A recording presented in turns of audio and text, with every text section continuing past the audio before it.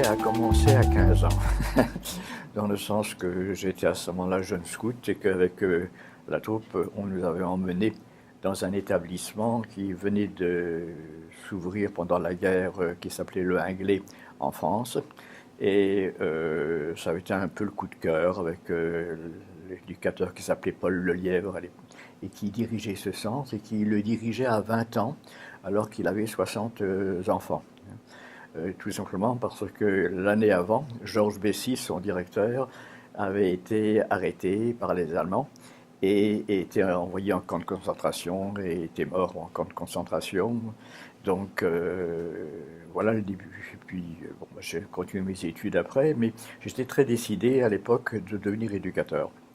Et un peu avant mon bac, je suis allé voir le directeur qui coiffait l'ensemble de l'éducation spécialisée en Bretagne et qui m'a dit bah, tu vas terminer ton bac et puis tu viendras faire un stage pendant des vacances et on verra un petit peu comment tu es.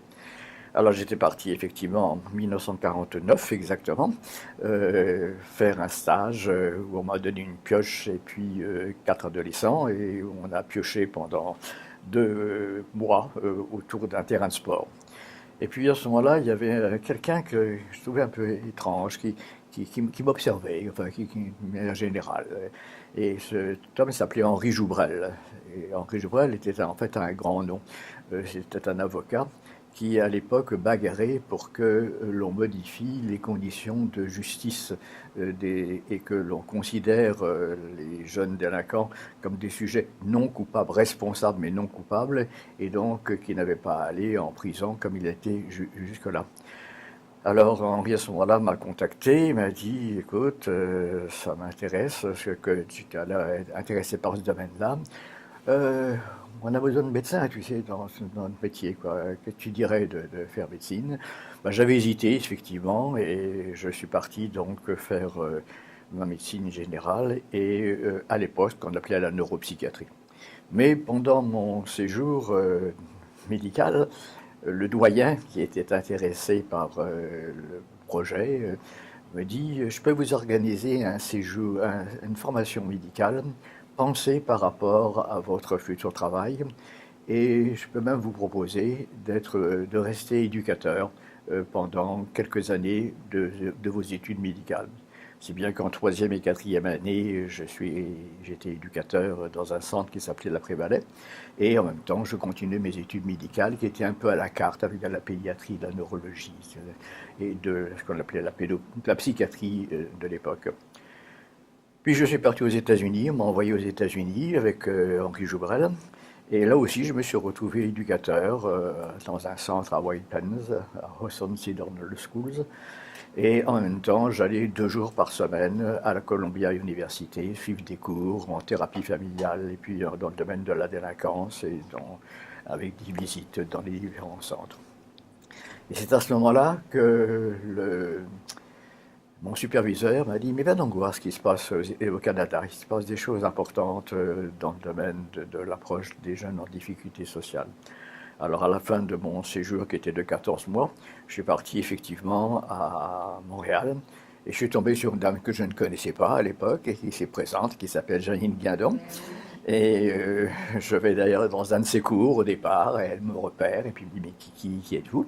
Alors je me présente et, avec sa générosité, il me dit oh mais je vous loge pendant quelques jours et puis vous allez voir un petit peu ce qui se passe. Bon alors je suis allé à Boscoville de l'époque avec Gilles Gendron qui dirigeait le centre et je suis revenu ensuite en France terminer mes études de l'époque de neuropsychiatrie puis mon service militaire puis j'ai repris à ce moment-là, pendant 2 ans, la direction avec Jacques Guillemard du centre d'observation de la Prévalais, où j'étais stagiaire.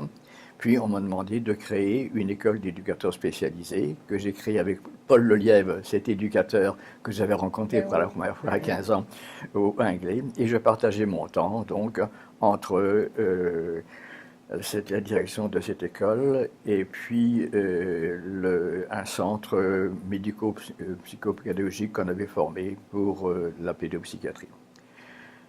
Et puis j'ai fait connaissance à ce moment-là d'Edith, mon épouse, et nous avons commencé à travailler ensemble. Elle avait commencé des études en psycho et puis voilà, on s'est embarqué à ce moment-là dans un travail avec une formation qu'elle a complétée au niveau de sa psychanalyse et au niveau du psychodrame. Et moi, je faisais un PhD en psychologie et puis une formation en psychodrame et l'analyse qui se continuait.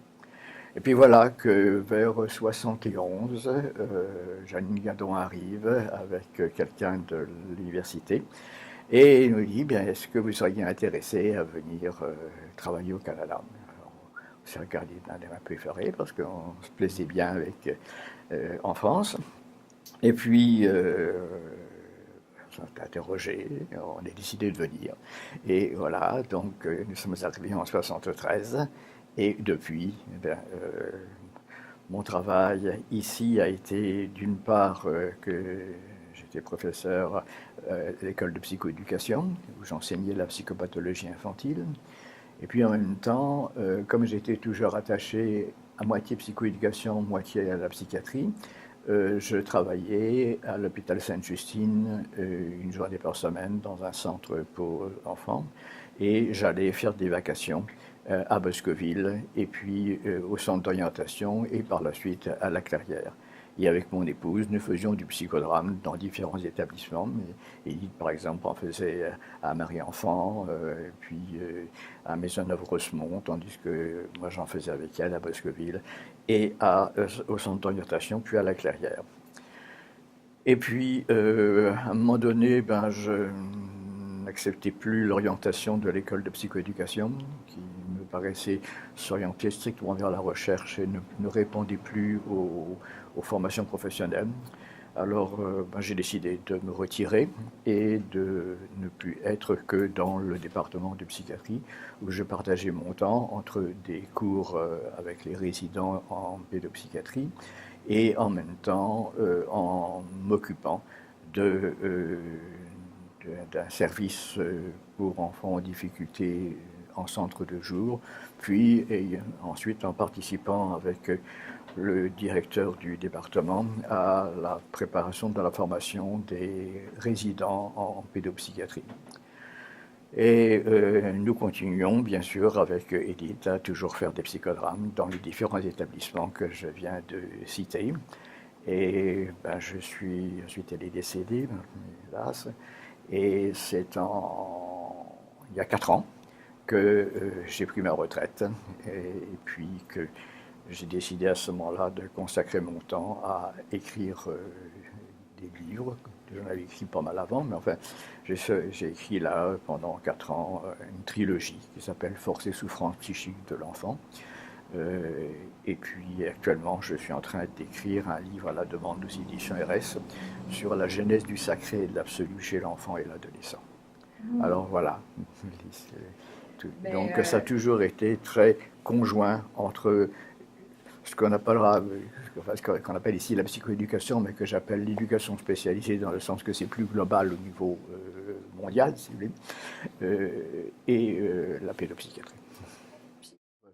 Ce qui m'a paru extrêmement important dans le travail de l'éducateur, dans le sens que le choc pour moi, et qui a fait que je me suis dit, je resterai toujours dans une approche éducative en même temps qu'une approche pédopsychiatrique. C'est parce que cette capacité de pouvoir travailler au jour le jour, soit dans le cadre d'un milieu familial, soit dans le cadre d'un milieu institutionnel, soit dans le cadre d'un milieu de quartier, avec des jeunes en difficulté, sans se situer comme un spécialiste de l'orthopédagogie ou de la psychomotricité ou de l'ergothérapie ou de l'orthophonie, mais comme un accompagnateur d'un jeune avec son milieu, ça me paraissait une tâche extrêmement spécifique et que n'avait pas d'autres professions. Alors on peut dire que le pédagogue travaille lui aussi de proche, mais c'est pour transmettre des connaissances, alors que l'éducateur a ce curieux métier qui est à la fois un métier d'accompagnateur, qui est forcément aussi un intervenant social, il est forcément en même temps un intervenant éducatif dans le sens rappeler l'autorité et puis permettre aux sujets de s'intégrer et de s'adapter à un milieu scolaire, à un milieu de loisirs ou à un milieu professionnel s'il s'agit de sujets plus âgés. Et puis surtout, il est perpétuellement percuté par les richesses et les difficultés des jeunes et peut y répondre sur le champ. Et sur le champ, sans envisager des temps de rencontres psychothérapiques, où c'est encore qu'il peut le faire s'il a sa formation, mais c'est vraiment dans un vécu partagé que l'expérience me paraissait essentielle. Et ça, je m'étais dit, en aucun cas, je perdrai cette richesse. Parce que souvent, quand on a ma progression, par exemple, on s'enferme dans un bureau avec un jeune, et on travaille tout le domaine de son inconscient ou de ses adaptations à la vie quotidienne ou de des éléments qui ont conditionné sa vie, mais c'est tout de même dans un milieu fermé, à partir d'un champ qui n'est pas le champ global de l'existence, alors que l'éducateur me paraît pouvoir se situer dans ce champ global. Alors, pour répondre à votre question, je crois que c'est cela qui m'a toujours impressionné et qui a fait que je suis donc resté extrêmement proche de l'éducation spécialisée. Alors, l'évolution, évidemment, c'est très difficile parce qu'elle dépend de tellement de choses, l'évolution. Elle dépend d'abord, vous savez, on a des modèles. On a des modèles éducatifs et des modèles du développement de l'être humain. De telle sorte que quand moi j'ai commencé mes études, nous étions très ce qu'on appelait organicistes. C'est-à-dire que l'on croyait que tout ce qui était des difficultés de l'enfance relevait d'éléments génétiques. Bon. Et on faisait des examens assez étranges des jeunes, où on recherchait des stigmates de dégénérescence qui montraient que vraiment ce sujet avait un cerveau qui ne s'était pas développé correctement, quoi. Bon. Et puis, il y a eu la révolution de la psychanalyse et des courants psychanalytiques, parce que dire la psychanalyse ne veut pas dire grand-chose. Les courants psychanalytiques, c'est tous ces courants qui sont autour de l'inconscient, mais qui sont autour aussi de la psychanalyse du moi, qui sont autour des théories de l'attachement, qui sont autour des forces. Et ces courants-là paraissait d'une très très grande force, et, mais en même temps, je les trouvais un peu étroits, dans le sens qu'ils avaient tendance à expliquer tout par la situation édipienne pour les uns, par des problèmes de tout petit dans l'école kleinienne, des théories de l'attachement, etc., alors qu'il me semblait que tous ces éléments-là étaient nécessaires. Et puis, il y a eu ensuite d'autres courants qui sont apparus. Alors, il y avait un courant qui existait depuis longtemps, mais que pendant longtemps on a nié son importance, alors qu'actuellement on hypertrophie son importance, qui est tout le courant berburiste, tout le courant du conditionnement, qui nous était présenté comme des théories de robotisation, et donc envers lequel il y avait beaucoup de méfiance, que ce soit en Europe ou que ce soit au Québec. Ici aussi. Oui.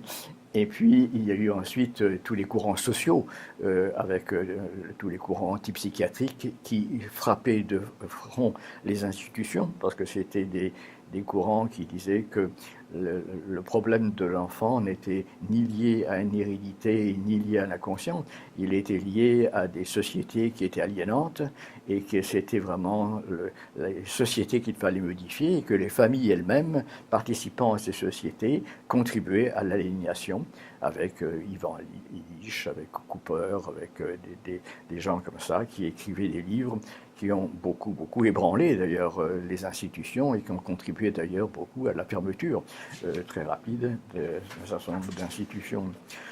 Et puis il est arrivé peu à peu qu'on redécouvrait le cerveau. et on redécouvrait son importance avec des moyens de connaissance et des moyens d'investigation qu'on n'avait pas à l'époque. C'est-à-dire qu'on pouvait regarder maintenant le cerveau fonctionner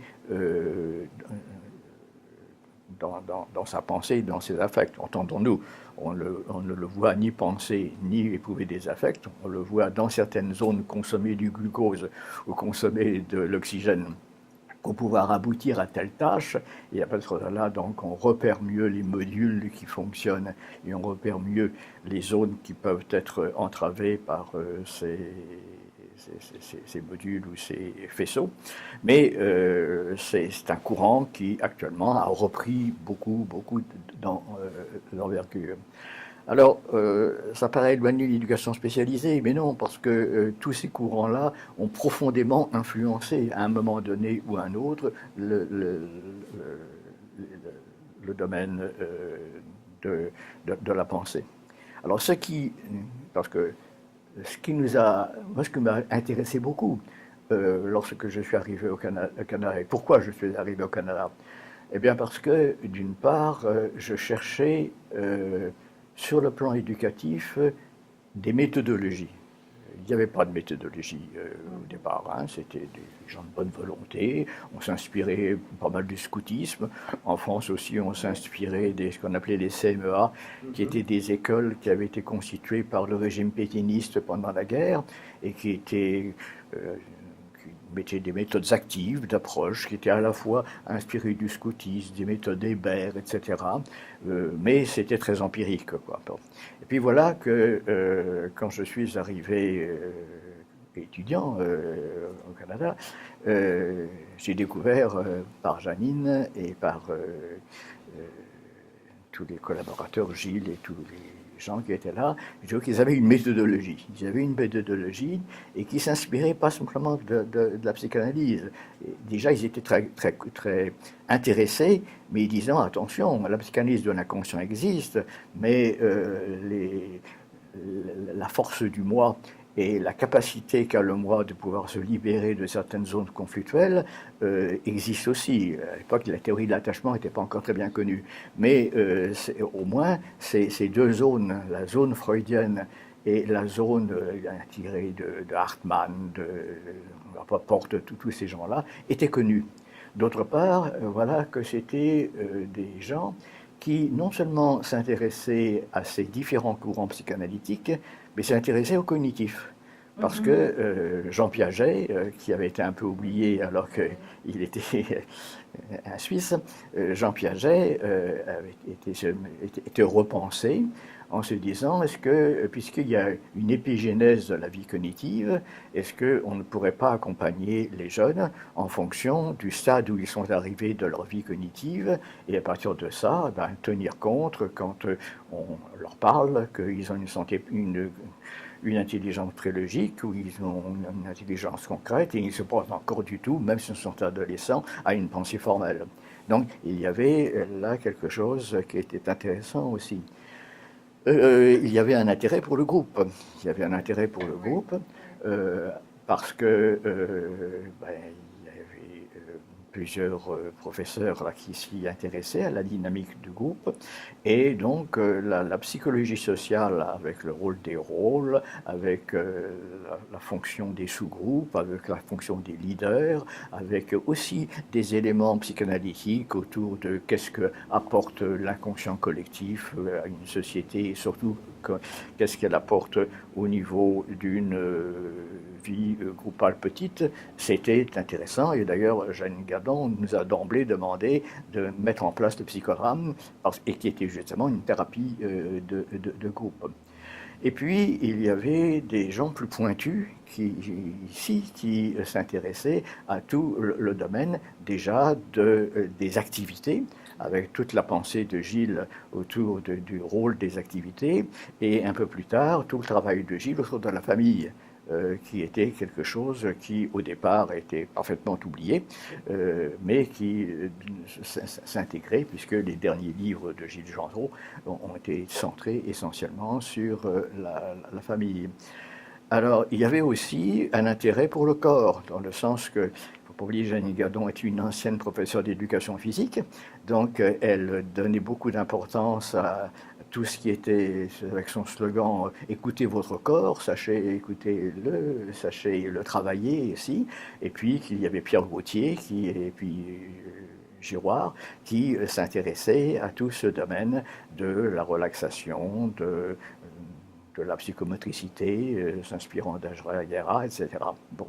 Donc, je trouvais une réelle synthèse. Et en plus, ces gens-là connaissaient bien tout le travail de Fritz Redel et de David Weinman, que j'avais eu l'occasion de connaître un peu aux États-Unis pendant mon séjour à Hawthorne.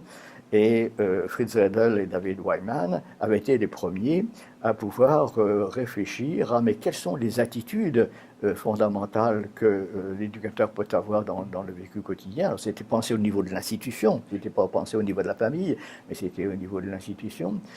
Et puis également, ils avaient compris, par exemple, qu'il y avait des approches spécifiques telles que l'entretien sur le champ, que Redel et Weinman ont développé dans un certain nombre d'articles, au point que j'avais trouvé ça suffisamment intéressant pour me dire, ben, tiens, je vais traduire le livre, et The Aggressive Child, j'ai donc traduit, et c'est paru aux éditions Fleurus, grâce à un autre homme qui a joué un rôle important dans ma vie, qui est Henri Bissonnier, qui était Eucharis Paulus, qui d'ailleurs va avoir son 92e anniversaire à Sherbrooke, je crois, le mois prochain.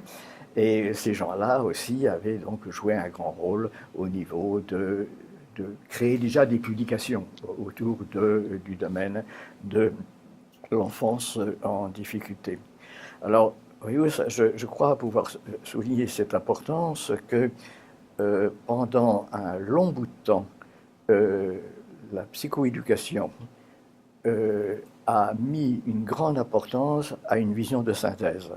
Ce n'était pas forcément appliqué toujours au niveau de la synthèse, mais au niveau du désir d'avoir une vision structurale groupale, c'est-à-dire de ne pas détacher des éléments, mais de voir comment le cognitif s'intégrait avec le groupal, s'intégrait avec l'affectif conscient, avec l'affectif inconscient, et s'intégrer un peu avec le social, car c'était quand même cette zone-là qui était très négligée. Le domaine social restait un domaine qui était peu étudié, que ce soit ici ou que ce soit dans l'Europe.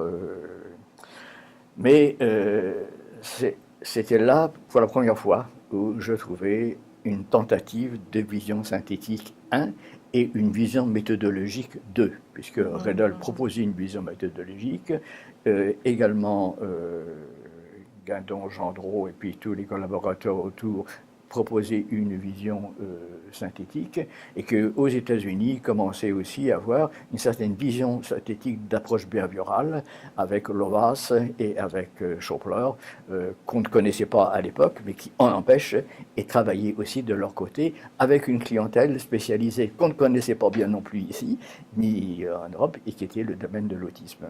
Bon. Ah ouais. Alors, si je continue aussi cette vision synthétique, ce qui certainement peut-être manquait, quoi, avec le recul, c'est d'une part qu'il y avait des expériences localisées remarquables. Alors, je ne reprends pas toutes les maisons qui se trouvaient à Montréal et autour, mais ces maisons faisaient un très beau travail avec des gens profondément engagés, on peut dire sur un plan vocationnel à l'époque, c'était du travail des 8 heures sur 24. Quoi. Bon. Et en n'oubliant pas, parce que je ne l'ai pas dit, mais autre chose qui montrait la vision synthétique, c'était les tentatives qui se faisaient, par exemple, à Sainte-Hélène, au centre d'orientation à Bosqueville, pour faire de l'enseignement individualisé par fiche. Oui. Or, c'est ce travail de fiche pédagogique qui était pensé pour que le contenu soit pensé en fonction de l'âge. et de telle sorte que des adolescents ne se bloquent pas en apprenant 2 plus 2, ça fait 4, en donnant un projet qui était un projet infantile, alors qu'en donnant des exemples de leur âge, ce qui avait été. Et puis, il y avait quand même une tentative, là encore, de faire une progression extrêmement attentive de tout le programme. Je ne sais pas du tout ce que sont devenus ces fiches individuelles et c'est ce travail immense qui a été fait à un moment donné. Je me souviens à Bosco, les gens se réveillaient de bonne heure le matin et puis travaillaient leurs fiches, et ceci pendant des années. On a accumulé, même chose au centre d'orientation avec Marie-Paul Leduc. Il y a un travail considérable aussi de ces fiches individuelles. Donc, pour reprendre un petit peu les limites, tout cela existait. Le champ social, par contre, était négligé parce que chacun était dans sa petite institution. Et dans sa petite institution, faisait du bon travail avec, pendant longtemps, Janine allait de l'un à l'autre, mais les gens ne se connaissaient pas beaucoup entre les institutions et n'échangeaient pas beaucoup leur expérience entre leurs institutions. Donc, il y avait un très bon travail sur une petite population, mais la réponse à une société globale qui a beaucoup de jeunes en difficulté et avec des pathologies extrêmement différentes, ça c'était quelque chose qui pratiquement n'existait pas. La plus grande partie des travaux était en milieu institutionnel, 24 heures sur 24. Tout ce qui était action éducative en milieu ouvert, il y avait des petites ébauches, enfin très peu. Il y avait quelques services de soins de jour en milieu pédopsychiatrique, mais qui communiquaient très peu avec le milieu éducation spécialisée. Et il y avait quelques établissements, quelques foyers pour handicapés mentaux, mais c'est tout de même toute une catégorie qui était fortement négligée. Et c'était vraiment le jeune en difficulté d'adaptation sociale, celui qu'on appelait en France le caractériel, celui qu'on appelait ici l'enfance exceptionnelle, c'était vraiment tout le domaine des troubles d'adaptation sociale et très peu vu dans une optique de la psychopathologie infantile. Ouais. Alors, il y avait donc cet élément-là qui paraissait bien clair, mais on n'en avait pas conscience à l'époque. Et puis, la possibilité de pouvoir réaliser cette vision synthétique telle qu'elle était quand même tentée, et de manière extrêmement intéressante, par les écoles de formation de l'époque. Oui. Les instituts de formation de l'époque, parce que l'école de psychoéducation, par exemple, que ce soit celle de Montréal, que ce soit celle de Sherbrooke, donnait une énorme importance à un enseignement professionnel, le rôle des activités, le rôle du groupe, la psychopathologie infantile compris dans le sens de, non pas d'étiquette, mais dans le sens des mécanismes qui pouvaient percuter le sujet dans le vécu quotidien, l'observation participante avec Bernard Tessier, tous ces gens-là, le rôle du corps avec Giroir et avec Pierre Gauthier. Donc, on voit bien que c'était des éducateurs sur le terrain, qui continuaient d'ailleurs pratiquement tous à être sur le terrain, et qui enseignaient une formation, et avec un grand souci que des superviseurs soient présents sur le terrain et puissent accompagner les étudiants de façon que la théorie et la pratique puissent se faire. Même à l'intérieur de la formation, il y avait beaucoup de stages aussi qui étaient gradués de la première année jusqu'à l'année de la maîtrise, un nombre d'heures de stage. Absolument. Ce qui était exceptionnel à l'époque. C'était tout à fait exceptionnel. Ça faisait partie du cursus, il y avait des notes sur des stages, la supervision, la même chose. Oui, avec aussi tout un travail d'études de cas qui se faisait et qui était un suivi éducatif que chaque éducateur devait faire pour montrer comment ils intégraient les notions. Donc, il y avait un énorme effort pour intégrer théorique et pratique en même temps, et les cours de Hubert von Gesegheim en psychanalyse, les cours alors je ne sais plus son nom, mais ça va me revenir, sur la cognition. Hélène Leduc. Voilà, mais tout ça était présent. Alors, je dirais que c'est la raison pour laquelle, enfin, une des raisons pour laquelle on s'est dit, ah, nous, on va aller au Canada. Hein, la vision est plus globale que ailleurs. C'est que si on échangeait peu entre institutions, on commençait à échanger entre pays.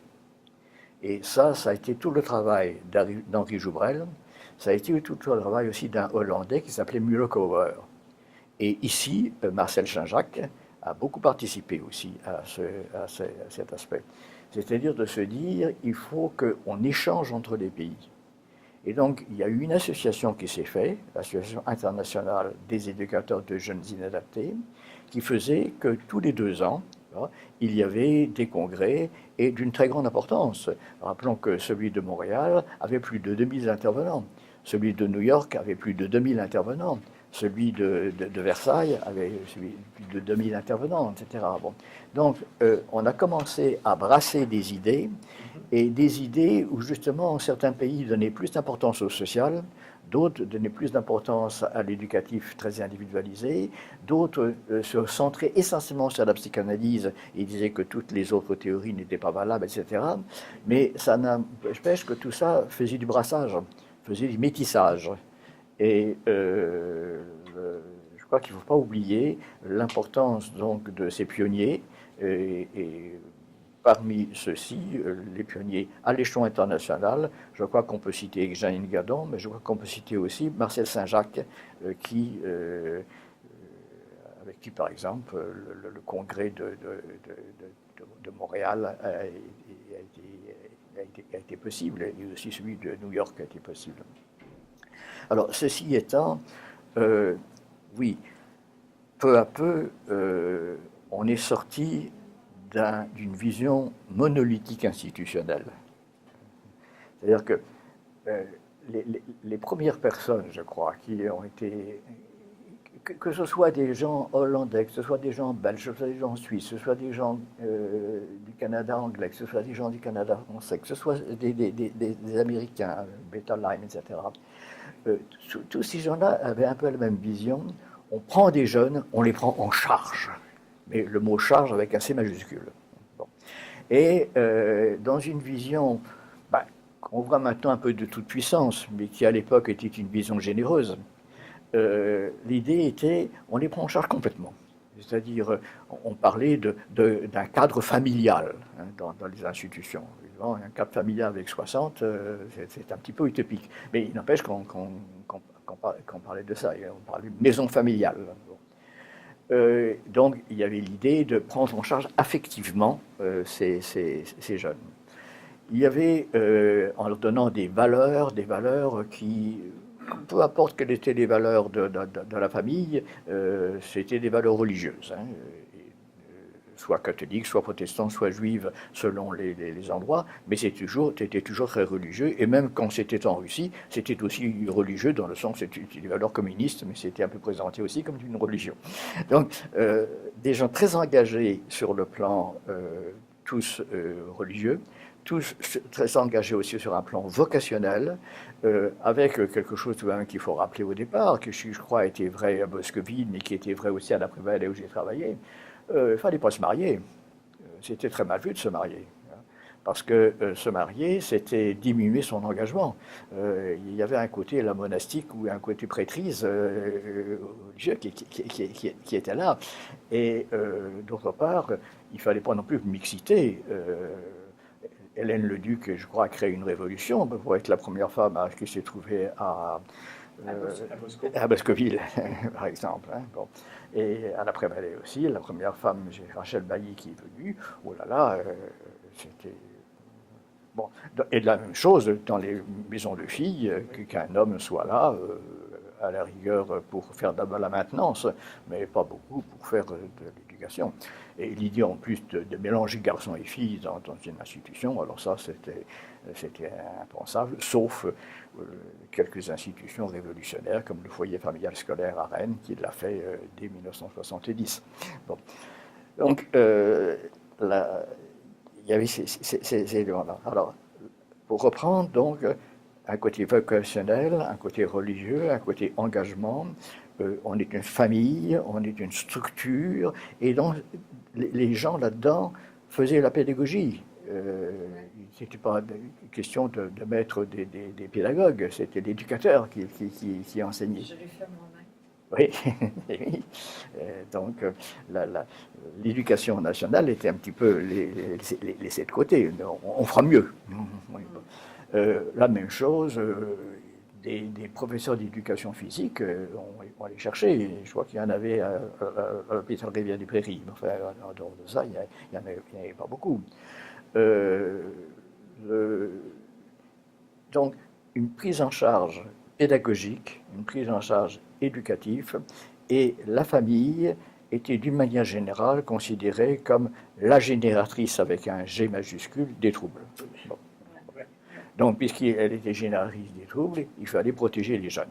Il fallait protéger les jeunes, et on entrait aussi dans le cercle vicieux qui fut subi tellement aussi des hôpitaux pendant un certain temps, à savoir que comme le jeune était tout le temps au milieu institutionnel, et qu'on le faisait aller de temps en temps dans le milieu familial, et que quand il revenait du milieu familial, il était difficile parce qu'il était en dépression, pauvre.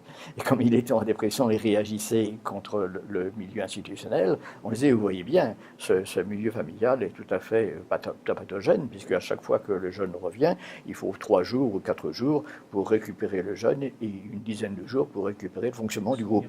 Donc, d'où, à partir de ce moment-là, il y avait aussi une séparation avec les travailleurs sociaux. Les travailleurs sociaux qui, eux, n'étaient pas trop d'accord avec ces éléments-là et qui, donc, une sorte de manque de communication. Alors, tout cela faisait que cela constituait un moule, ça constituait une structure enveloppante et une structure certainement qui était organisatrice pour des jeunes qui avaient des troubles profonds, souvent de l'identité. Il y avait quand même un certain souci d'un suivi après, pas très organisé dans le sens systématique, mais tout de même pas mal d'éducateurs essayaient de suivre les jeunes après leur sortie de l'institution. Mais voilà quoi. Et puis, peu à peu, il y a eu prise de conscience, sans doute par les courants psychanalytiques, sans doute par les courants sociaux, sans doute par les échanges internationaux dont je viens de parler. Il y a eu prise de conscience que les jeunes en dehors de l'institution, ça existe aussi. Et puis des jeunes aussi difficiles qui se trouvent dans les quartiers, ça existe aussi. Et à ce moment-là, a commencé à apparaître ce qu'ailleurs on appelait l'action éducative en milieu ouvert, qui ne portait pas ce nom ici, tant que je me souvienne. Alors commençait donc à apparaître cette notion d'ouverture vers le quartier. Je pense aussi qu'il y avait les États-Unis qui jouaient un rôle aussi là-dedans, parce que rappelons-nous que chez les travailleurs sociaux américains, il y avait 4 types de travailleurs sociaux. Il y avait les case workers, qui étaient des gens qui travaillaient en individuel en s'inspirant beaucoup de la théorie rogerienne. Il y avait les group workers, et les group workers finalement étaient des éducateurs, mais des éducateurs qui ne travaillaient que sur des activités groupales. Rappelons qu'aux États-Unis, l'éducateur n'existait pas et n'existe toujours pas d'ailleurs. C'était des cottage parents, c'était des gens qui avaient souvent plus de 50 ans, qui avaient élevé leurs propres enfants et qui prenaient en charge pendant quelques années un groupe de jeunes, mais ils considéraient, compte tenu de leur âge, non, notre rôle, c'est pas de l'activité. Notre rôle, c'est de constituer un milieu familial avec importance des repas, importance du rythme de régularité, et puis les group workers qui venaient fournir des activités à l'intérieur de ce groupe. Il y avait les community workers qui donc étaient bien des gens qui s'occupaient de l'aspect communautaire, et puis il y avait les psychiatric social workers qui travaillaient dans les milieux psychiatriques avec les gens en difficulté. Alors je crois que le community workers a apporté des éléments aussi, peu à peu, ici. Et puis, en Europe, et en particulier en France, l'AMO s'est beaucoup développé et donc contribué aussi, à cause des échanges, à faire en sorte que, ça y est, on commençait à s'intéresser aux groupes sociaux. Par contre, des éducateurs de prévention s'insérant dans les quartiers chauds d'une ville, ça, je n'ai pas l'impression que ça a beaucoup existé au Québec. Ça. Donc, on voit bien que peu à peu, à partir de 80, que c'est fait comme ça, une ouverture de plus en plus intéressante. Il y a eu aussi une ouverture vers ce qui se faisait dans les milieux pédopsychiatriques. Il y avait quand même pas mal de coupures entre les milieux pédopsychiatriques et l'éducation spécialisée avant. Je crois que c'était des questions d'ailleurs de valeur. Hein. L'Azur n'avait pas des positions très religieuses et donc par là même, les groupes religieux se méfiaient un peu de ce personnage qui pourtant faisait du bon travail dans le lieu où il était. Alors il y avait quelques autres psychiatres qui commençaient à s'intégrer, mais surtout, ce que je voudrais dire, c'est que dans les milieux pédopsychiatriques ont été créés des soins de jour. Et les soins de jour, ça c'était aussi une ouverture, en ce sens que le jeune est traité à l'intérieur d'un cadre institutionnel de 9h du matin jusqu'à 3h de l'après-midi, et puis le reste du temps, il est dans sa famille. Et là encore, d'ailleurs, on peut faire un parallélisme, parce que dans un premier temps, les services de soins de jour, c'était fermé, dans le sens que la famille, elle n'avait pas le droit beaucoup à être dans le service de soins de jour. Et elle amenait les enfants et on les prenait. Il y avait un travailleur social qui travaillait avec la famille pour travailler les troubles des parents se répercutant sur l'enfant. Mais la notion de troubles de l'enfant se répercutant sur les parents, ça par contre, c'était pas beaucoup étudié, hein, cet aspect-là. Et puis peu à peu, ça s'est fait. Ça s'est fait et est venue donc l'idée que oui, il pouvait y avoir non seulement des institutions fermées, mais il pouvait y avoir des institutions ouvertes pendant quelques heures. Il pouvait donc y avoir aussi des camps organisés pour des jeunes et qui constituaient aussi des formes thérapeutiques que Redel avait déjà défendues pendant très longtemps. Ça en était inspiré pour écrire son livre « L'enfant agressif ». Et puis, il y avait aussi, par le service de soins de jour, la notion que des groupes dits familiaux pouvaient se constituer avec, à ce moment-là, le jeune vivant effectivement dans une sorte de groupe substitutif familial, mais allant à l'école à l'extérieur et participant à des loisirs à l'extérieur. Puis on a commencé à voir aussi quelques pionniers éducateurs qui se sont dit « moi je m'installe en privé ». Alors ça s'est développé ensuite de beaucoup, mais il y a quand même eu des gens que je ne dirais pas le nom, mais qui se sont installés et qui ont créé des petits clubs éducatifs dans le quartier, et au départ non subventionnés. Alors on voit bien que c'est allé progressivement ces notions. Et puis il y a quand même eu la grande révolution de la remise en cause des institutions. Qui s'est fait de manière brutale, hein, brutale et sauvage, puisque en quelques années, à peu près toutes les grandes institutions se sont fermées. C'était tout à fait excessif, et je pense que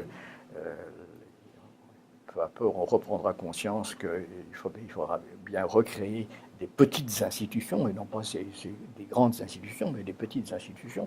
Ce qui d'ailleurs, les grandes institutions n'existaient pas trop au Canada, hein, ni au Québec, hein, à la différence dans les pays européens, où il y avait de très grandes institutions.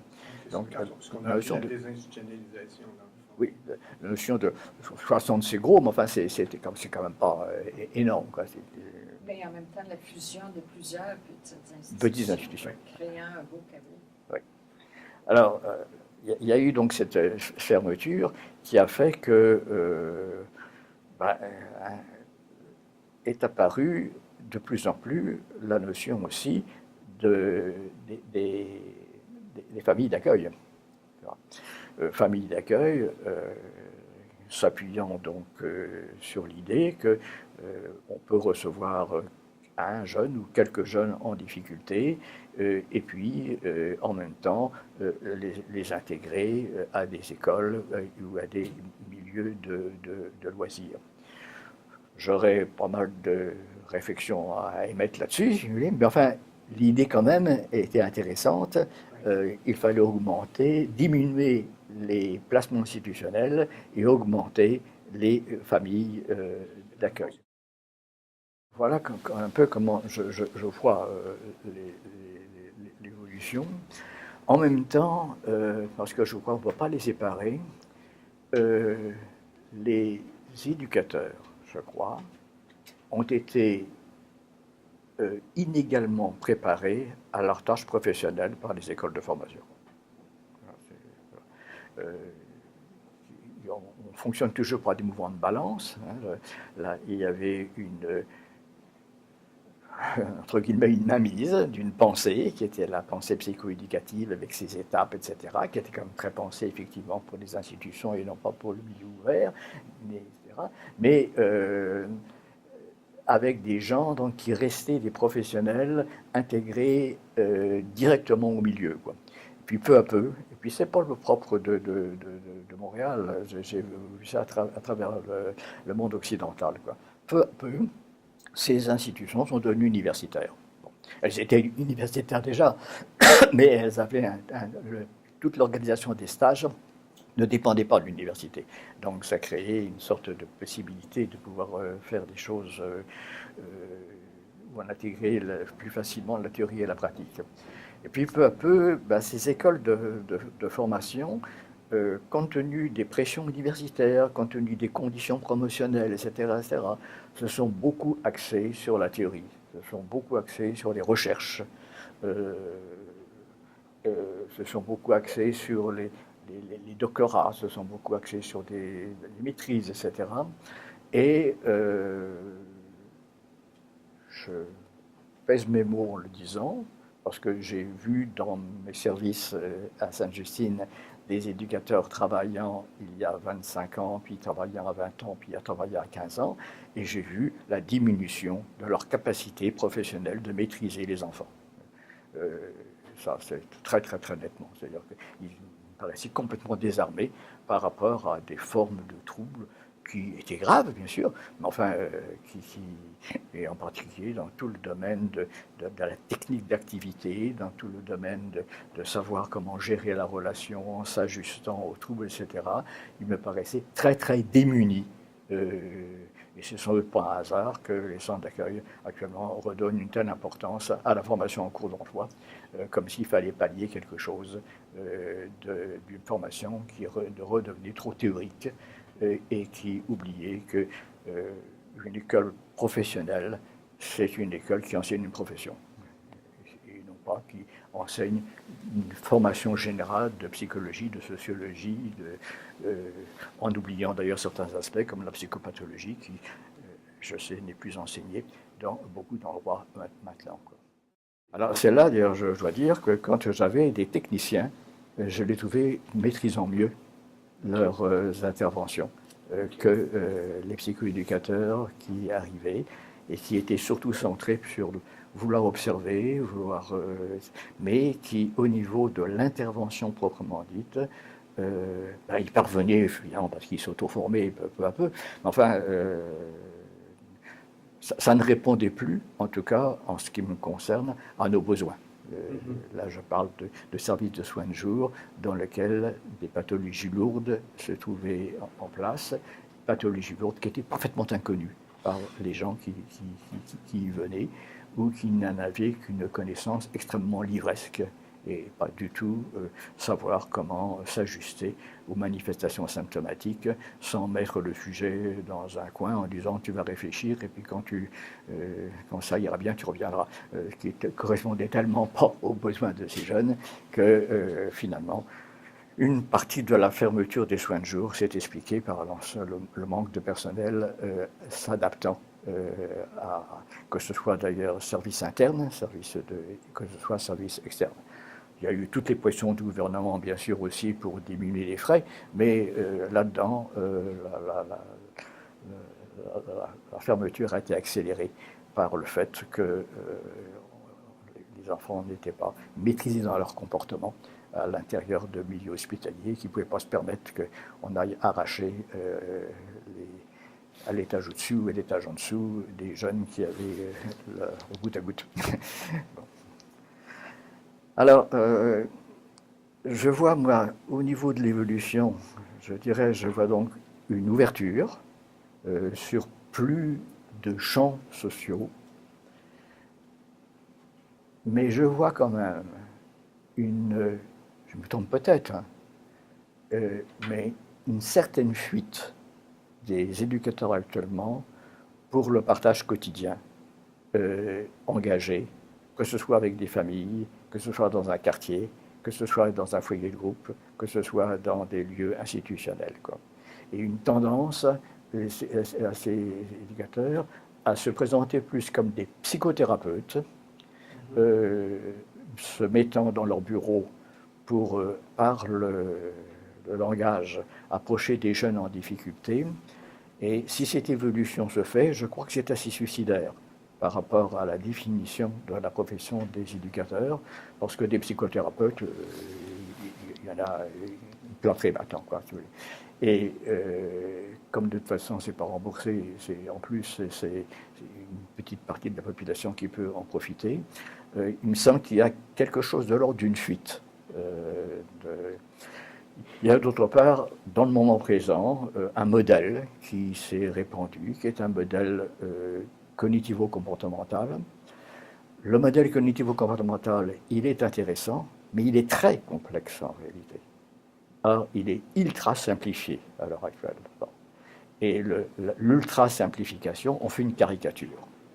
C'est bien que, ça je parie, ça je parie, que dans quelques années, on va le dénoncer, en disant il n'y a rien à tirer de ce modèle-là, alors qu'il y a des choses très intéressantes à tirer de ce modèle-là, mais à condition de savoir bien le pratiquer. Et quand on lit les livres de Beck, par exemple, BECK américain, sur la complexité de ces approches cognitivo-comportementales, et qu'on voit que c'est en quelques sessions qu'on veut former les gens, là, ça devient caricatural. Et la même chose, d'ailleurs, dans les approches des enfants autistes.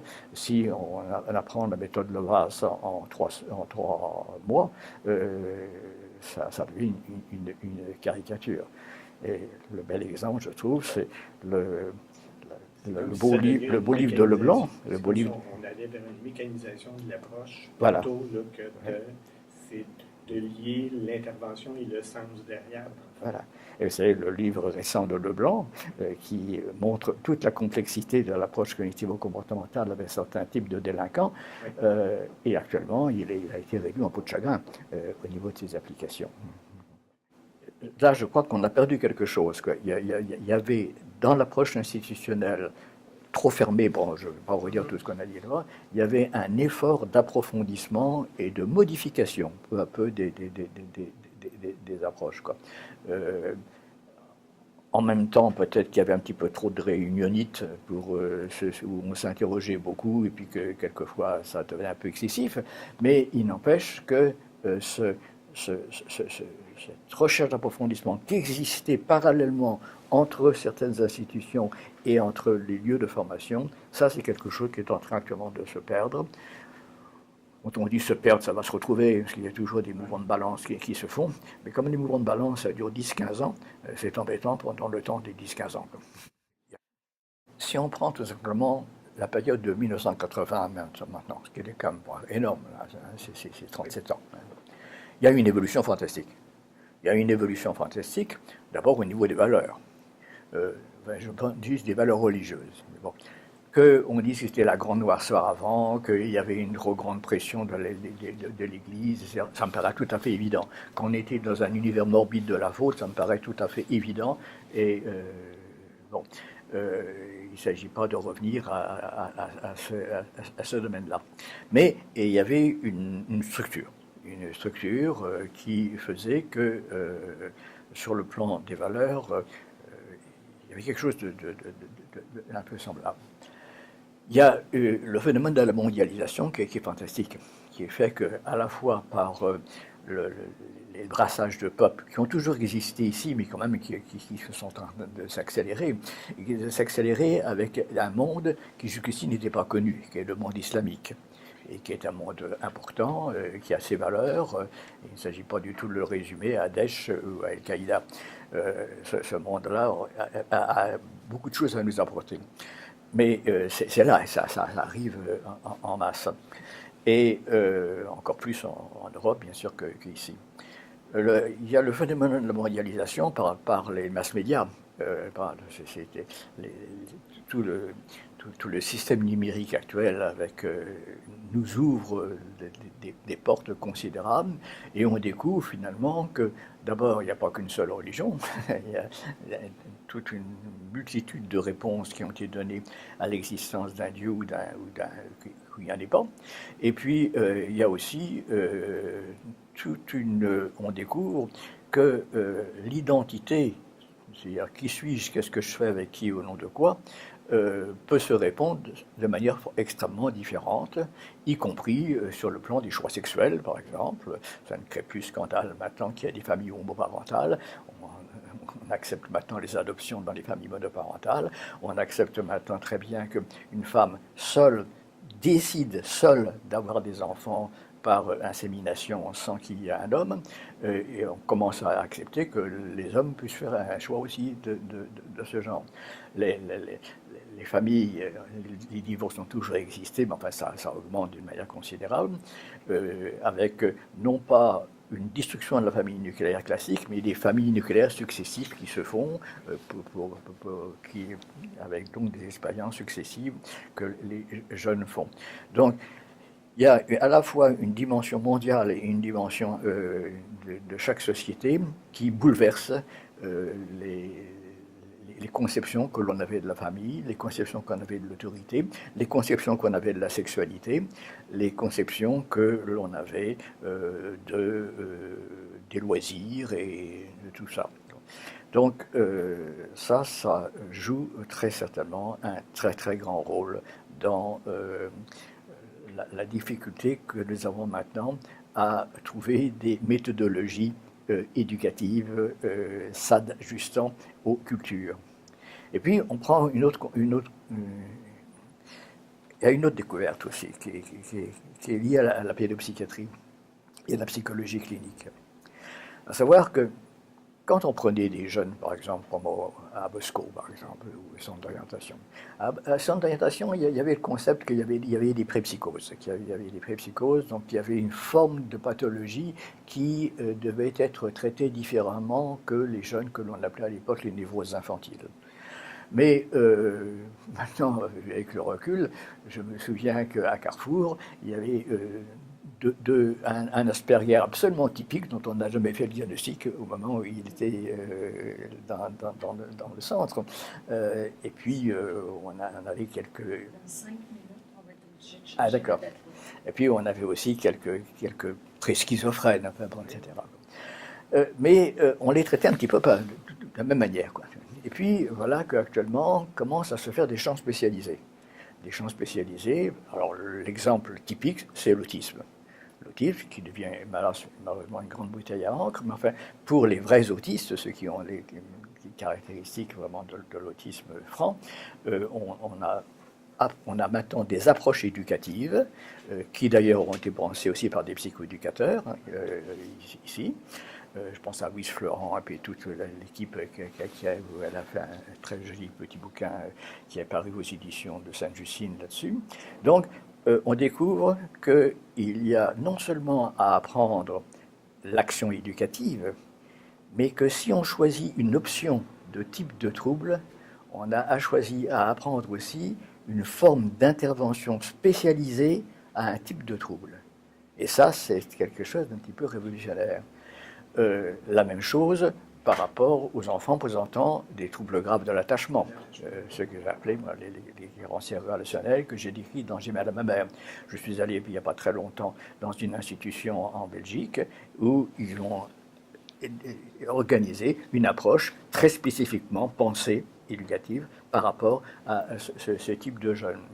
Dans le dernier livre de Leblanc, il y a une phrase qu'il faudrait souligner.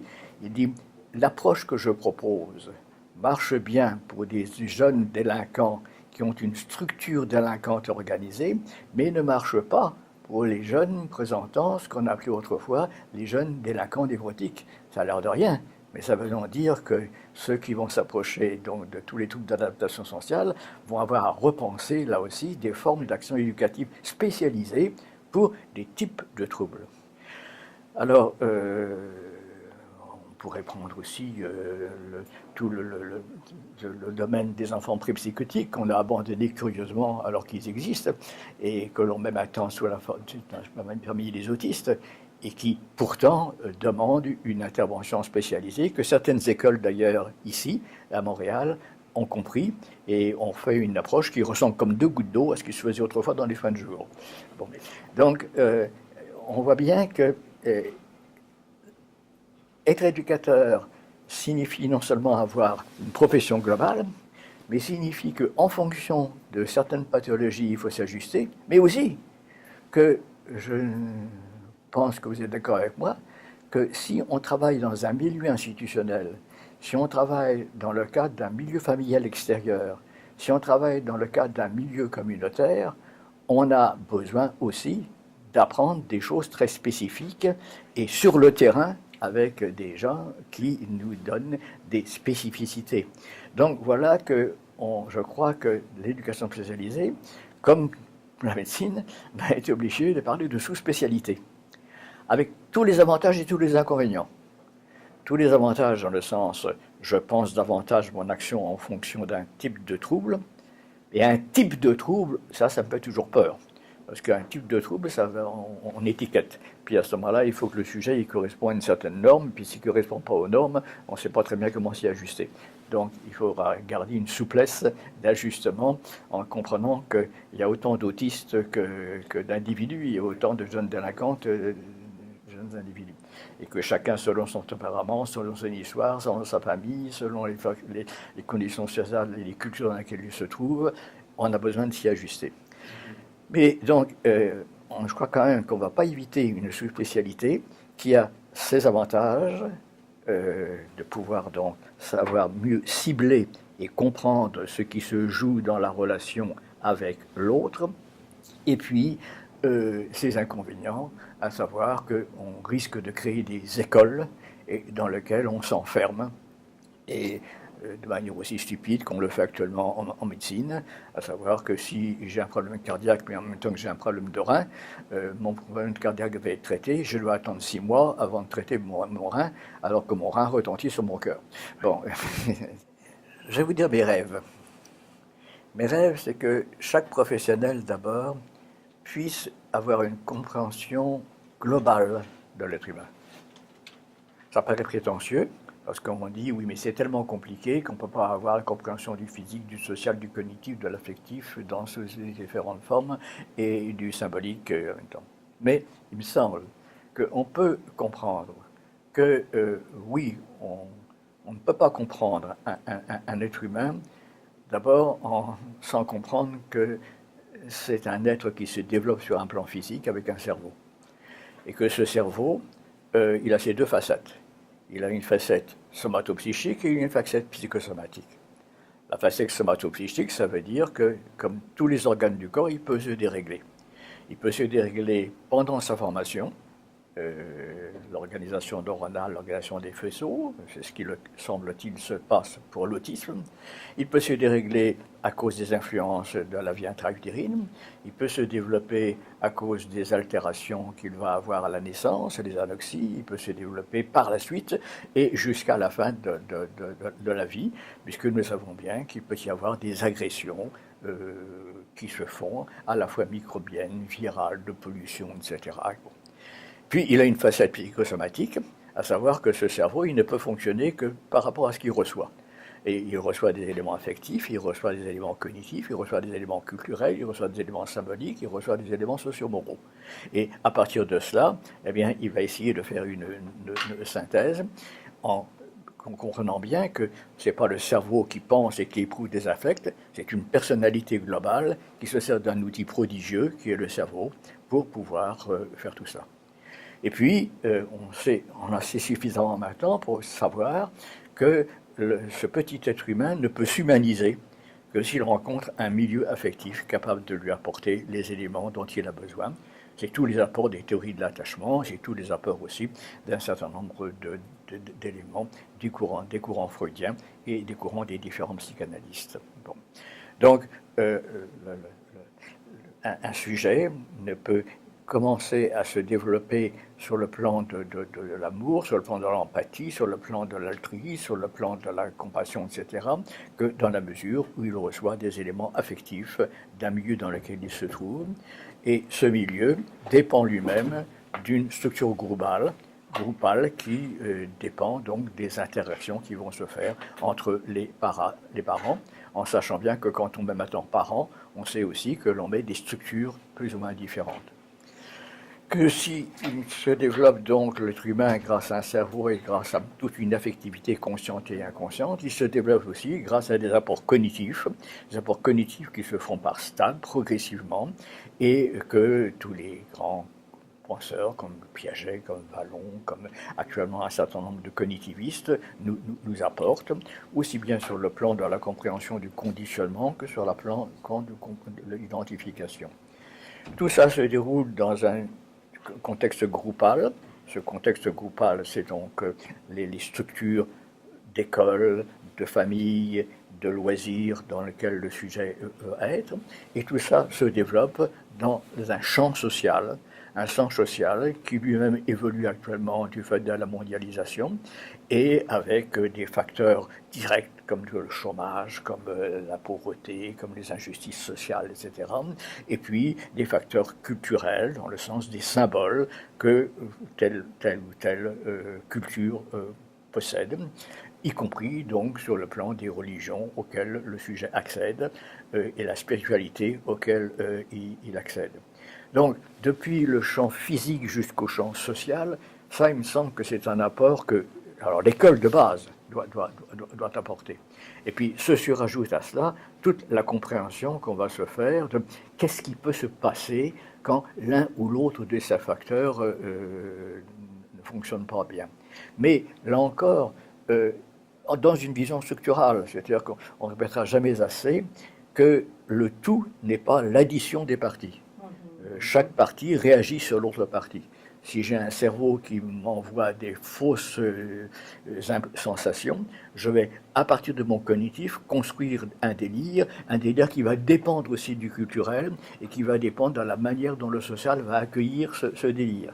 Si j'ai des troubles de comportement, ce sera strictement la même chose. Donc, il y a, et le drame à l'heure actuelle, souvent, c'est que nous surévaluons les jeunes en les découpant en petites tranches sans mettre ensemble ces éléments structuraux qui permettent d'avoir une vision globale de l'être humain. On ne répétera jamais assez qu'à l'heure actuelle, on surévalue les jeunes, plus ils sont difficiles et moins on les traite.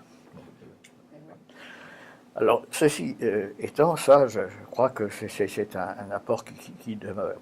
L'autre apport qui demeure, c'est quelles que soient les théories, finalement, la relation reste quelque chose d'essentiel.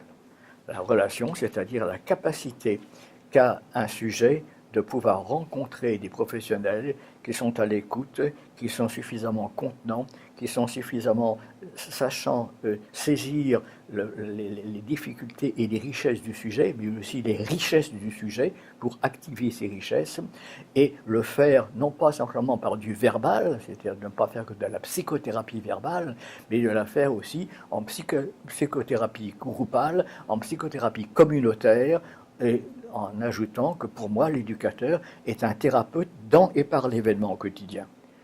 l'événement quotidien pouvant se situer dans un milieu institutionnel, pouvant se situer dans un milieu social, pouvant se situer dans un milieu socio-familial et dans des structures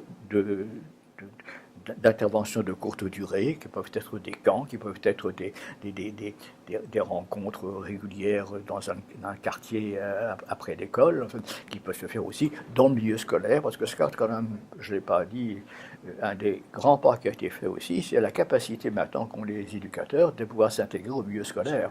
Ça, c'est un grand apport, ça. Hein. De la même manière que maintenant les éducateurs sont reconnus dans les milieux pédopsychiatriques et peuvent y travailler aussi, ce qui est un grand pas en avant au niveau de l'évolution. Alors, tout ça montre que cette vision-là, si on pense qu'on peut l'offrir en 3 ans ou 4 ans ou 5 ans, et puis que les gens ensuite peuvent s'arrêter d'être formés, c'est une absurdité. On ne peut donner au départ que des notions de base, et puis d'avoir, dans un lieu donné d'expérimentation, de découvrir la qualité de la relation, la qualité du groupe, la qualité d'une équipe, l'intérêt d'être supervisé, c'est-à-dire de pouvoir avoir un temps de distance pour pouvoir se... Mais le perfectionnement continu est absolument nécessaire dans toutes les professions. Si nous ne nous perfectionnons pas durant tout le temps, nous devenons des analphabètes de notre profession, alors qu'on a l'impression d'acquérir quelque chose parce qu'on est dans la répétition et dans la rigidité. Donc, un perfectionnement permanent me paraît non seulement être conseillé, mais devrait être obligatoire. C'est-à-dire que je pense qu'on a besoin de créer des temps de réflexion, et souvent avec l'aide d'un autre, pour pouvoir créer une distance entre soi et les manifestations symptomatiques, terriblement percutant, et c'est peut-être le propre, en particulier des éducateurs. Si vous voulez. Si je suis dans mon bureau à l'hôpital et que j'ai un sujet pendant 1 heure, il va me percuter pendant 1 heure, mais il n'empêche qu'après, je peux récupérer pendant 10 minutes et puis en voir un autre. Donc l'éducateur qui est engagé dans un groupe souvent, ou dans une communauté souvent, ou dans une famille souvent, il est percuté, il doit répondre sur le champ à des choses qu'il vit. Donc il a besoin de prendre des temps de recul. Alors ces temps de recul peuvent se faire en individuel, des temps de recul peuvent se faire en groupe, ce qu'on appelait autrefois les balines, ça peut se faire aussi en écrivant, en s'écrivant des choses, et en ayant à partir de là une sorte de pensée narrative qui permet de prendre de la distance, peut se faire aussi en lisant. Or, c'est quand même pas une des caractéristiques de cette profession de lire beaucoup. Il y a un progrès sur ce plan dans le sens qu'il commence à y avoir une littérature. Les centres d'accueil ont contribué à cette littérature ici. La maison d'édition Sens et Culture y a contribué. En France, il y a la maison RS qui a fait une collection qui s'appelle la collection de l'éducation spécialisée, qui est une collection absolument remarquable, et très quand même pensée par rapport à la pensée française, donc il faut la réajuster par rapport à la pensée québécoise. Mais il y a quand même quelque chose là qui fait les éducateurs écrivent, ce qui ne le faisait pas pendant très longtemps. Donc, ce perfectionnement permanent me paraît nécessaire si on veut garder cette vision globale. En sachant bien aussi qu'il va y avoir, il y a eu, mais les découvertes vont s'accélérer. Et en particulier, je suis persuadé que les découvertes vont s'accélérer au niveau du cerveau. Et qu'elles vont remettre en cause un certain nombre de concepts que nous avons au niveau des subdivisions des troubles. Par exemple, l'autisme actuellement est une gigantesque bouteille à encre. Il va y avoir des sous-catégories qui seront probablement à aider de manière différente. La délinquance est une gigantesque bouteille à encre dans laquelle, entre un jeune qui est déprimé et puis qui vole parce qu'il a besoin de compenser les choses, entre le délinquant qui se sent coupable et qui cherche à se faire punir pour pouvoir apaiser sa culpabilité, celui qui a organisé sa vie sur un mode très délinquant parce que le milieu est très asocial, mais qui a en même temps des valeurs, mais des valeurs qui sont en discordance par rapport à la société, entre le sujet qui se trouve dans une sorte d'impulsivité qui fait qu'il a une pulsion immédiatement d'emprise.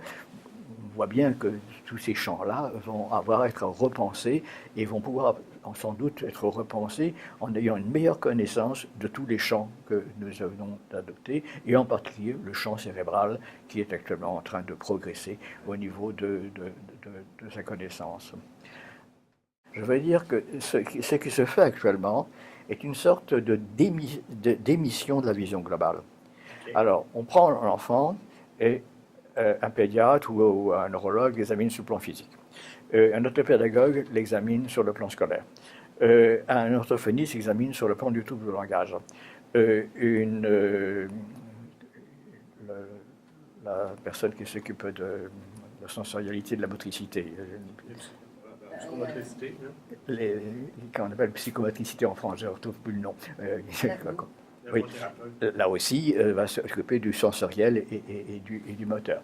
Il y aura quelqu'un qui s'occupera de la famille sur le plan de la structure sociale, et on fait une belle réunion de synthèse dans laquelle ce sont des monologues juxtaposés qui ne servent strictement à rien. Okay. Alors pour moi, il faut au contraire qu'il y ait très peu de gens au départ à rencontrer un enfant ou un adolescent, avec cette vision globale, et cette humilité en sachant qu'on ne peut pas tout savoir. Bon. Et que si vraiment on découvre un trouble du langage très important, ou si on découvre quelque chose qui nous paraît neurologique, ou si on découvre quelque chose qui est du champ social qui nous dépasse, bon, je vais collaborer et je donne sens à l'intervention en collaboration. Mais sans ça, ces additions d'évaluation, d'abord, font perdre un temps fou, font créer des listes d'attente épouvantables, dérangent les familles parce qu'il faut tout le temps aller voir un praticien différent, et aboutissent à des interventions qui n'ont pas de cohérence, parce qu'en plus, au nom du secret professionnel, souvent maintenant, les gens ne se communiquent pas entre eux les renseignements, ce qui est le comble. Alors, je crois qu'il y a souvent une démission, un petit trouble de langage ne demande pas que le sujet soit... Et l'orthophoniste est là, c'est sous le langage, et qu'il y a des éléments affectifs, oui, qui sont à travailler, mais peut le faire parallèlement à son travail. Donc, ne surspécialisons pas en même temps que savoir que, oui, bien sûr, il faut reconnaître ses limites, et à partir de là, donc, savoir passer la main ou demander une collaboration avec quelqu'un d'autre, quoi. Si on le fait, je crois que ce serait un très grand pas en avant. Or, tout le climat actuel est dans le sens de surspécialiser et de découper. Et c'est vrai en médecine, c'est vrai en éducation, c'est vrai en psychologie, c'est vrai en psychiatrie, etc.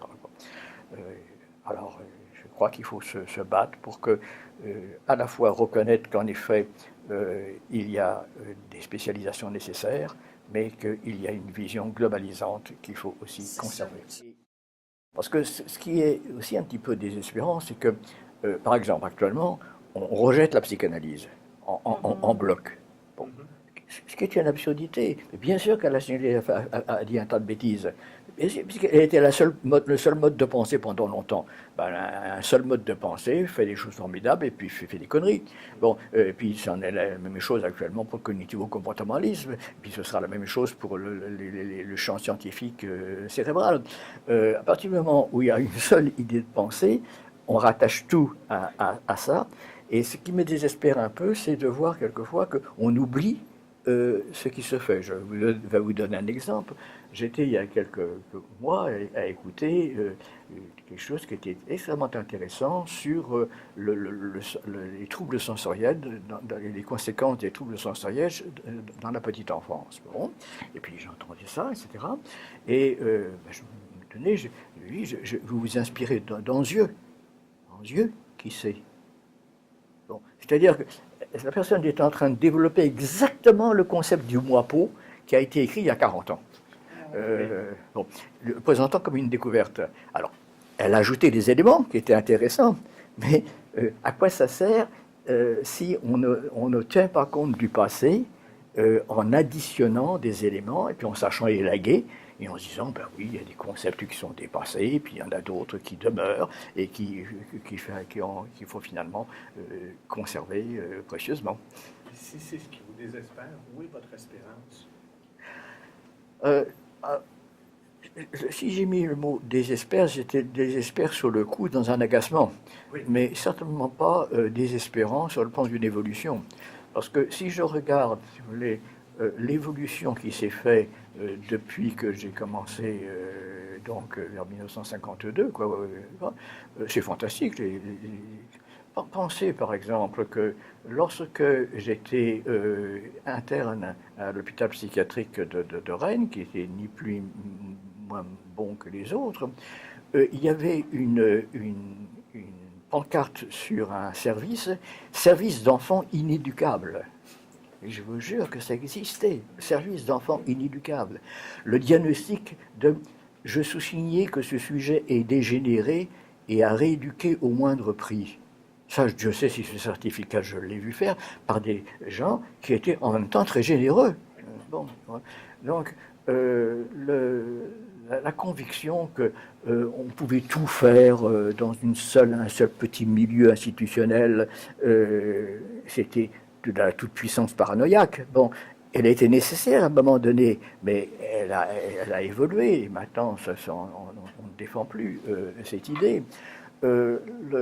L'idée que la relation, vous savez, ça en a pris du temps à pouvoir, ne serait-ce que de découvrir qu'il y avait de la maltraitance, qu'il y avait des abus sexuels. C'était totalement nié, y compris par la psychanalyse, et Freud disant non, non, c'est pas des abus, c'est des séductions inconscientes qui se font.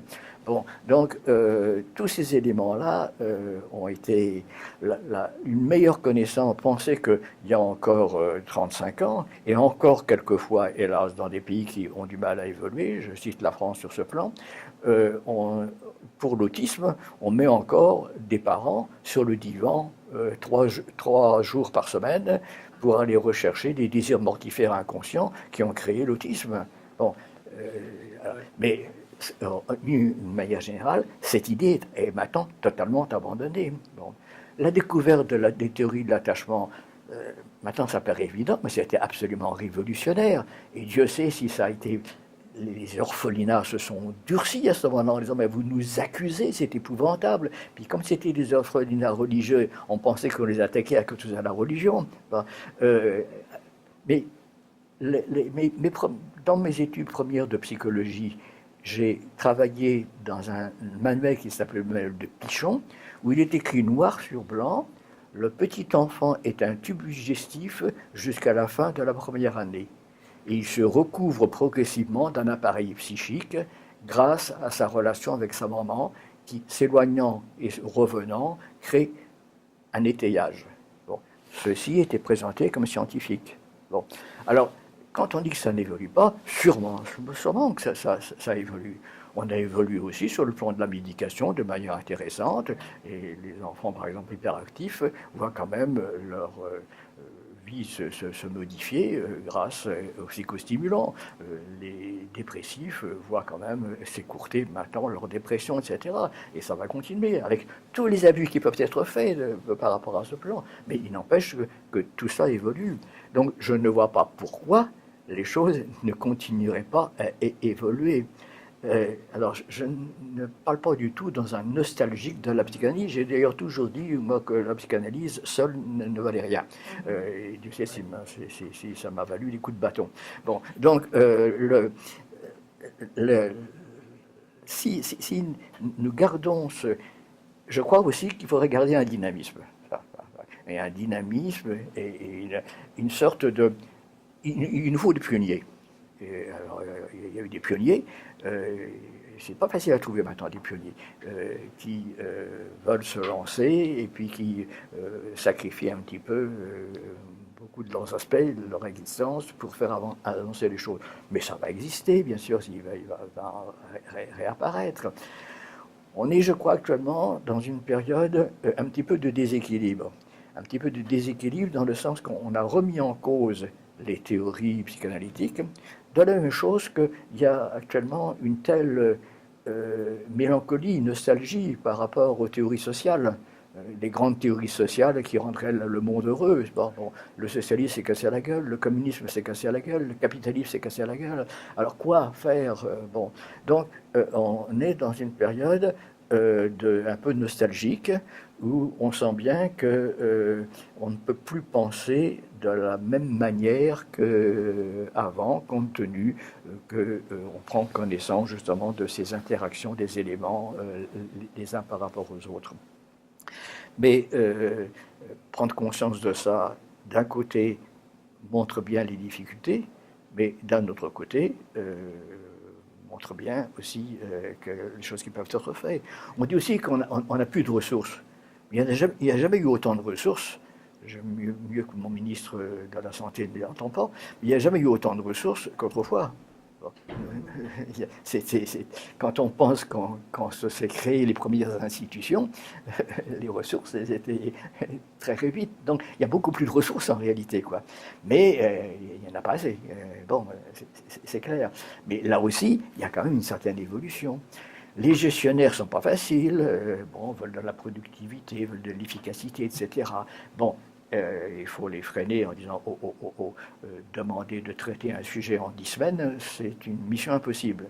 Mais peut-être qu'aussi, il faut faire son mea culpa en disant que quand on prenait un enfant 3 jours par semaine pendant 3 ans pour un trouble névrotique, il y avait peut-être aussi une certaine exagération de la part de celui qui finalement ne traitait que 15 enfants sur 3 ans dans une population qui, elle, faisait la queue pour avoir de l'aide. Donc, ne voyons pas non plus les critiques actuelles comme toujours des choses catastrophiques. Il n'y a pas de doute que aussi, je prends un exemple, si vous voulez, si je regarde un certain nombre d'enfants que j'ai pris en traitement, souvent je les ai pris trop longtemps. Pourquoi ? Là, c'était pas du tout pour des raisons financières, parce qu'on n'était pas financier autrement. Mais c'était tout simplement parce que plus on connaît un enfant, plus on découvre qu'il a des failles.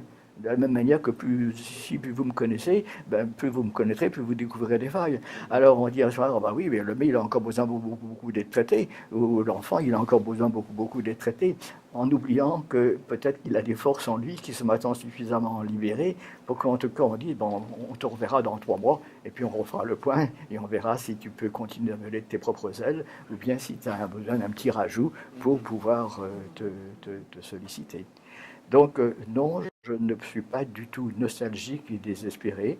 Je pense qu'au contraire que j'ai eu la chance de voir aussi bien dans le domaine de l'éducation spécialisée que dans le domaine de la psychiatrie infantile des évolutions remarquables et puis des dérapages, bien sûr, en même temps, qui sont aussi autant de leçons, mais qui nous concernent tous.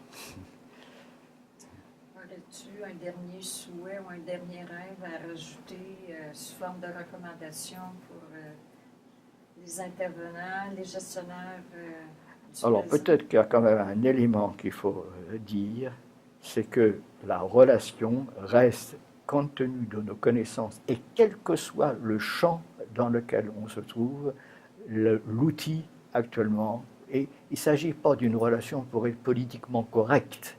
Il s'agit de comprendre que la relation est le fait que je fournis et je permets à un sujet qui me rencontre de prendre des ingrédients d'attachement, des ingrédients culturels, des ingrédients moteurs, des ingrédients cognitifs, des ingrédients sociaux, des ingrédients valoriels, dont il va mélanger ça à bien d'autres rencontres pour parvenir un jour à pouvoir se construire une personnalité qui est la sienne.